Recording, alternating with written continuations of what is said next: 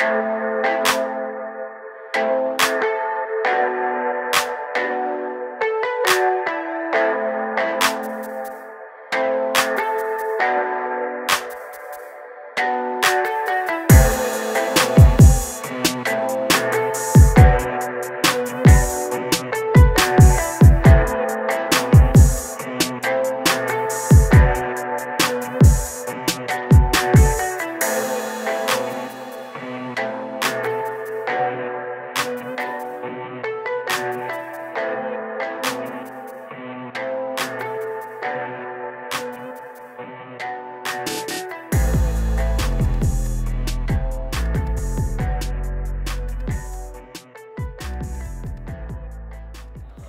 hi guys, welcome back to Verdad Network.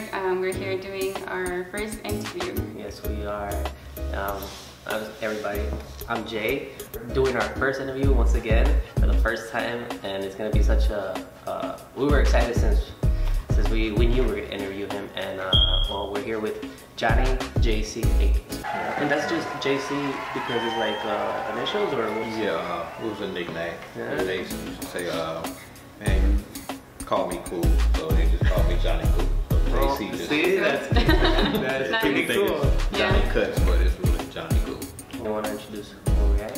Well, we got Legacy Cuts 2 Barbershop. This is my second location. My other one is on 11411 South Michigan. So I just opened this one up in May. Nice, yeah. Like in 2013, a long time ago, I was telling Yolis that you were doing the documentary. Share with us the documentary. That's how we really kind of got met. Well, right? at a barber competition, we met, but then after the competition, that's when we did the documentary. It's called the Midwest Barber Documentary. What I did was I got maybe 6 barbers, you know, that up and coming barbers that was making noise in the industry, and we all just did like an interview, told what we thought about barbering, came together, what we can do to make it better. And basically, that was it. You know, it was real nice. I like to be more personal, honestly, so like I don't know you as much, but I always like to understand like how you started this journey as a barber, like what made you want to do this? I basically started cutting hair at the age of 12. My father, sometimes he would cut my hair, and he actually got off work late sometimes.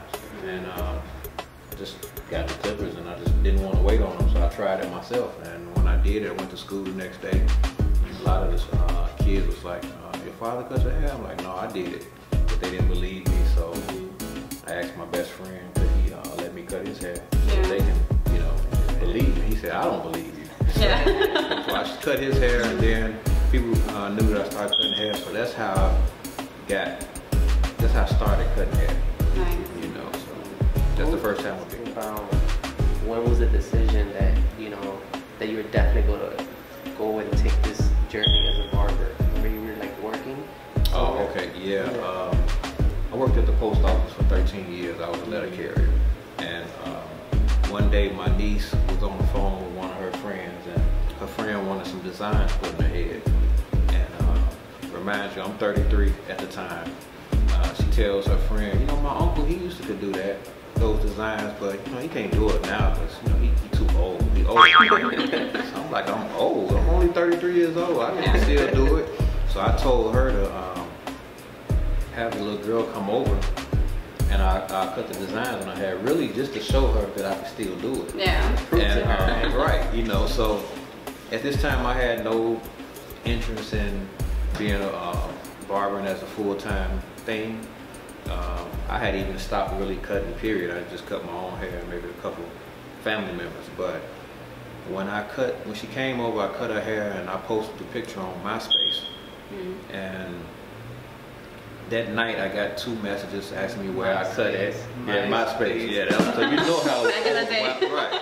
So I posted the pictures on MySpace, and I got 2 messages that night asking me where I cut it, how much I charged. So I kind of like ignored it because I'm like, well, I don't cut hair like that. But then next morning when I woke up, I had over 12 messages in my I don't know if they called it the inbox then, but I had over 12 messages, and I started thinking like, wow, if I can cut like maybe 20 people's hair, every 2 weeks. I wouldn't have to work overtime at work. Yeah. I told them that I'll be cutting, you know, I think it was like maybe a Thursday. I told them I'm gonna start next week. You know, I said I'll be back cutting next week. Okay. So I went out. That next day I went out and bought a barber chair. I only had like one pair of clippers at the time. I was doing everything with a pair of wall clippers that you get from like Walgreens. Yeah. So I was doing everything with those. I went to the barber supply store, I bought new clippers, I bought a barber chair, I bought everything I needed. A lot of people complain about, oh, you know, I don't want to work here because they don't have a nice chair. And it's like, bro, we as long as you have a regular chair like this and an outlet, we're gonna make money. As you know, like we're gonna figure it out. And I think a lot of barbers today, I don't know if you agree with me, they all are too fancy. They're not, instead of like, you know, coming in with their grind and their work ethic, and they're gonna be like, I don't care what chair I got, as long as I got a station, my outlet, I'm gonna figure it out. But everybody's too fancy, you know, they wanna work at a spot where, you know, like I said, you got the round lights, you know, instead of just, it don't matter. We used to work in a light bulb, just a light bulb, you know? And it's like, you're gonna make money regardless. It's up to you.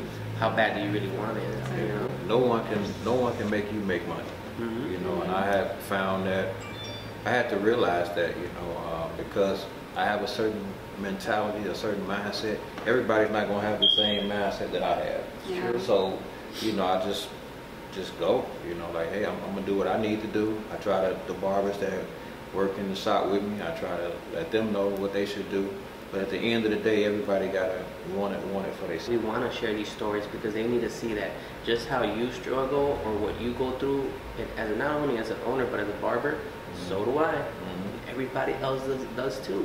You're not the only one. Don't think that, oh, because he's popular on Instagram or he looks like he's doing good, he doesn't know what my problems are. Yeah. Yeah. And social media can really fool people. You know, it have you thinking a certain way about someone, and it's completely different. You know, it's completely different. Okay, so I bought the chair and I set up, you know, I put it out there that I'll be cutting Monday through Sunday, 7 days a week. On Sundays I cut like pretty much all day. The other days I cut from 4 o'clock to 9 o'clock. So that was my goal, just to try to get 20. You still had your first job, right? Yeah, I still work at the Postal Service. I did that for a year before I decided that, you know, after a year of doing it, I said I wanted to get 20 people. I ended up having like maybe 60. Wow. And every day while I was at work delivering mail, I was thinking about when I get off work, I'm gonna be cutting hair. And I got to a point where I used to do it before because, you know, I just like to do the designs and it was some extra pocket money. But now it was like, I really enjoy doing this. You know, I enjoy it. You know, it was like I couldn't wait. It was making my day go by faster at work because I was looking forward to getting home to doing that. That's awesome. You know, so I would get home, I would cut, and then at the end of the week, I was noticing that, man, I'm making half of what I make every 2 weeks. I'm making that after work. So I'm like, I'm basically in 2 weeks, I'm making the same amount of money that I do at the post office. So I started thinking, like, what if I did this all day, how much I can make? And I wasn't really charging a lot. I was charging, like, for adults, I was charging like $12 for adults and $8 for kids. And people still charge that though. Still. Yeah, some people still. not no more. Not here. But yeah, I was charging $8 for adults. I mean $12 for adults, $8 for kids, and I'm making that money. So I'm starting to think like, wait a minute, if I did this full time, charging what I should, I was thinking about what I could make. Yeah. So it was a barber school on my route, and one of the routes that I delivered on, and I tried to enroll in barber school 2 other times at Kane's Barber College, but by me working at the post office, I could never get there on time. I could never get there on time to even start the class, so I dropped out before I even started. You know, so this school told me that I can make my own schedule. I can come in and work. I mean, come in and come to school when I'm free. So what I did was, on my off days, I went to school all day, and on my when I got off work, I went after work. So I did maybe 2 hours a day, you know, 4 days a week, and the other day I did the whole day. And at this pace, it was like, you know, I did that for 6 days a week. And at this pace, it would have took me at least 4 years to finish school. You know, doing like maybe 14 hours, 15 hours a week. But I got the ball rolling. I injured my leg at work. You know, one of the steps broke, and I hurt my leg. And while I was off, I just went to school. You know, I was just basically sitting there, studying things like that, getting my hours. But it let me be able to go to school full time. And by me being in school full time, I was getting those hours done. Before I knew it, I was almost finished. I only had 200 hours to go. And it was time for me to go back to work. And I had 1 month worth of hours. I could have got those 200 hours in 1 month. So I said, what am I going to do? Am I going to go back to work? It's going to take me 6 months to do these 200 hours? Or am I just going to struggle, suck it up, and just knock it out for this month? And I had to really do some thinking because I had got behind on my bills because I wasn't working. I basically almost lost my house. It was my house. You were already married? Mm-hmm, yeah. And how many kids? I had two daughters. One of the things my wife told me, she was like, you know what? I can see the difference with you cutting hair. You really enjoy cutting hair. Why don't you just go for it? You know. And most of the times you don't have somebody that'll tell you that, like, hey, leave this good government job to pursue being a barber. She knew, and she stood there. She knew the struggle. She actually, she was there for all of it, and my kids. I mean, so it was like, hey, I'm keeping my house, so my truck got to go. You know, so I just bought me another car, got rid of the truck, and like I say, it was tough. You know, I had to do certain things to sacrifices that I had to sacrifice to do it, but it worked out. Three months after that, everything just picked up. I'm like, man, if I could have just kept everything 3 months, it would have been all right. We're trying to let the young upcoming barbers, you know, that are trying to take this journey to understand, like, what are you complaining about? You don't have kids, you're not married. Why are you afraid to, you know, accept the struggle? Yeah. You know, to be where you want to be. Yeah. And it was definitely a struggle. You know, I know a lot of people when they're in barber school, they don't have half of the bills that I had. Right. You know, so it's like when it comes to certain things, it's like I have like zero tolerance with certain things because I'm like, I know what it's about the struggle to get to where I want to get. And I feel if I can do it, anybody can do it. Right. You know, so I mean, I'm no better than no one else. So certain things about, hey, it wasn't no client, ain't no clients come through. Clients not gonna come through. You know, you got to go out and get your clients. You know, I got injured on a job, and I keep forgetting, is it either light duty or limited duty? By me getting hurt on the job, I was supposed to get that, but she gave me a hard time, put me through all type of things with it, and it was wrong.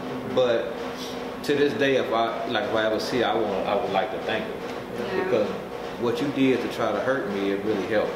You know, it made me be able to go to school full time, get those hours out the way. You know, she sped up the whole process, you know. And instead of me being there going through that for 3.5, 4 years, I was able to finish everything in 8 months. You know, so it worked out in my favor. And like I said, she's one of the people that I really would like to thank for it, you know. Yeah, and that was the point, because you even say, like, well, you know what, I gotta thank her. You know, you were talking about it. I was like, you're right, that was crazy. Yeah. So Taking the positive out of something that. What's her? Do you remember her name? no? Yeah, I remember her name. Yeah, Miss Brown. Wow. Yeah. Shout out to Miss Brown. Yeah, if you see this video, it'll be nice. He wants to thank you. Yeah. Oh, that's cool, man. You mentioned how, like, your wife was really supportive about this. There's a lot of people that are in marriages or relationships. What do you think she feels? Because as being barbers, like, as myself, you know, like, we work long hours throughout the day, and especially weekends. How does that work between you guys? Since well, it works pretty good because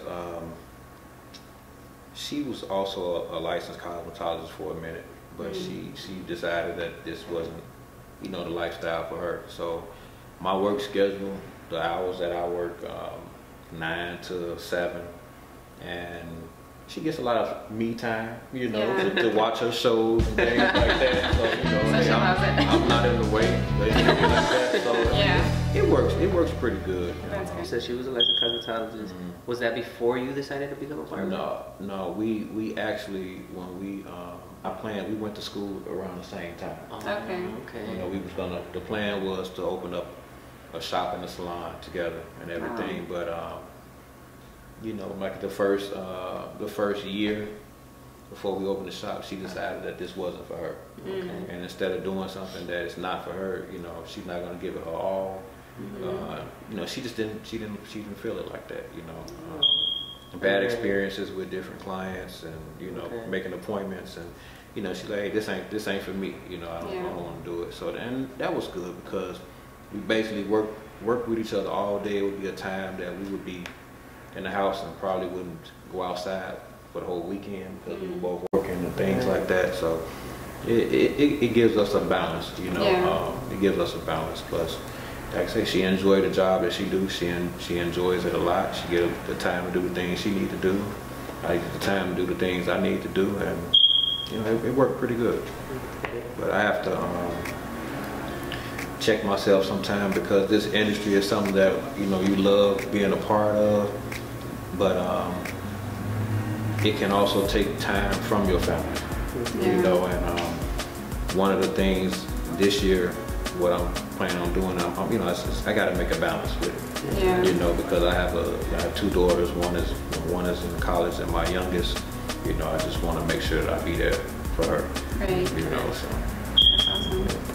You gotta recall and be like, what's priorities and what's important to me, like family. And a lot of people get lost in all this, like you said, social media, all these accomplishments, you know, for us, you know, our success on that part. So it's very interesting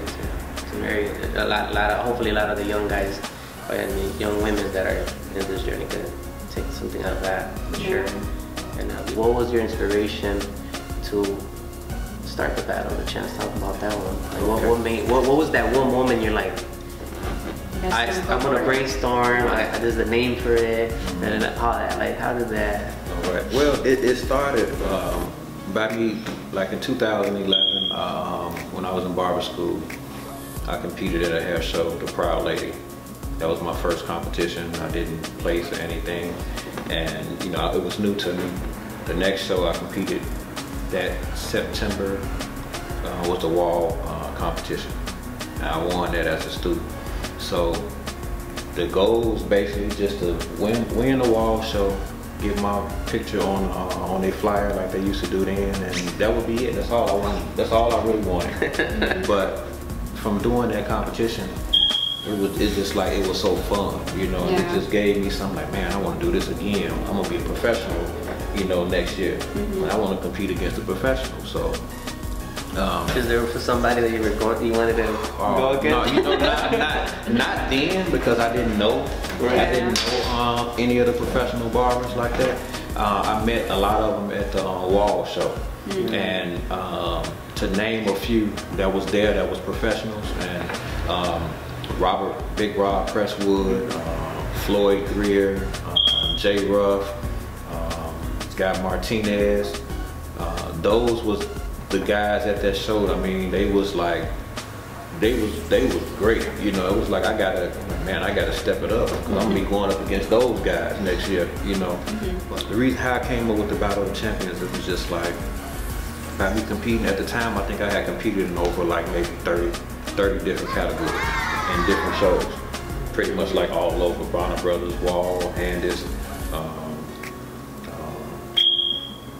Major League Barbers, Exotics. I competed in a lot of different shows, and a lot of the shows had great things about them that I liked. Some of the shows had certain small things that I didn't like. So what I wanted to do was create a show that, as a barber competitor, that you know, caters towards the barber competitors. You know, I want to create a show that the competitors would get a nice payout. You know, because the competitors spend a lot of money on these outfits and travel and things like that. I was like, hey, they should at least get a certain amount of money. So that was the first thing. But then I wanted to make the competition like really competitive. So I came up with a name, like, man, what kind of name could I give it?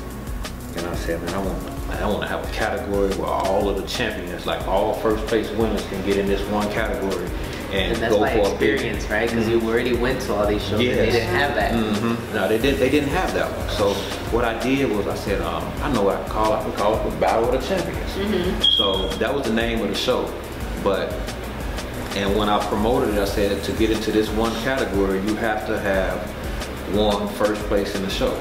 But a lot of people took it as like, so you have to have first place to get in any category? No, just that one category. So I had to keep stressing that. But that's the reason why I came up with the show. It was just really a bucket list. It was one, I wanted to do it one time. That was it. That was the plan. But we did the first show. I think Brendan Hernandez, I know Brendan Hernandez won the competition, and he was the first place winner of that category. Brandon is the one with Yoda. Yeah, we met first class cuts. Yeah, Yoda, he's all like, he's my big bro, but I'm bigger than him. Oh, okay, that's him. Yeah. So Brendan won the first Battle of the Champions category, and after the show, basically that was it. You know, I was like, okay, I accomplished throwing the show, and that's all I really wanted to do. But he messaged me, and we talked, and he told me that he said, man, I really like that competition. You should do this again next year. And I'm like, nah, I just really want to do it the one time. Yeah. Okay. So he said, oh man, you got to do this again. This show was dope. It was. Maybe that push out to Chris. Yeah. Yeah. So he says, we talking and everything, and he was like, the payout, that $1,000 payout, that's good. The competition, all of the champions. He said, man, this is a great show. And he competed in many shows too, right? Yeah, so he competed in a lot of competitions as well. So I thought about it and everything, and I contacted him and I told him, I said, you know what, I'm gonna do it again next year. So then what I incorporated it from the conversation with him. Okay, the winner of that, whoever wins that the Battle of the Champions category, they get a free entry into the competition the next year. Where they get to compete for another to retain the title, right? So they get the free entry into that. So we had the second one, and I think Brendan came in second place that year. It was real close again. So it was just like, it was, people come out of there knowing that it's fair. Oh yeah, it is fair. See, one of the things with these competitions, like I judge competitions as well. And the reason why I really enjoy competing, but it got to a point where people would ask me to judge, and I'm like, yeah, I judge, and then I end up liking judging because I want to make sure that the competitions be fair. You don't want a person to get it all, and then basically they get cheated because of certain things. You might have an unfair judge that just, some judges just want certain people to win, like hey. Politics. I mean, not all of the competitions are like that. Please don't get discouraged. But it has been times where, I'm just gonna be real. It has been times that, a person would pick someone because they know them. And I'm like, well, it's no way possible that cut is better than these other cuts, And we all see it. Yeah, it is happening. It's been times that I've won a competition that I was like, oh, I didn't think I was gonna win that. But it's all the opinions of a specific judge. But what I did on my sheets, I want to make sure, like, hey, we're gonna be judged on creativity, we're gonna be judged on degree of difficulty, we're gonna be judged on precision, how clean the fade is, how nice the line is, originality. So on each one of these sheets, like, it's been times that I saw a haircut and I'm like, that's the best haircut. To me, I like that one. But when you go down to this point system and you write down the points, the cut that you like might not be the first place cut. Yeah. Because this guy, you might not like this cut, but this cut he did everything that's on the sheet to get him the first place. Right. But if you don't judge, you don't know that. So a lot of people that be at shows, they say, no, there's no way that, but you didn't see the hair on that person's neck.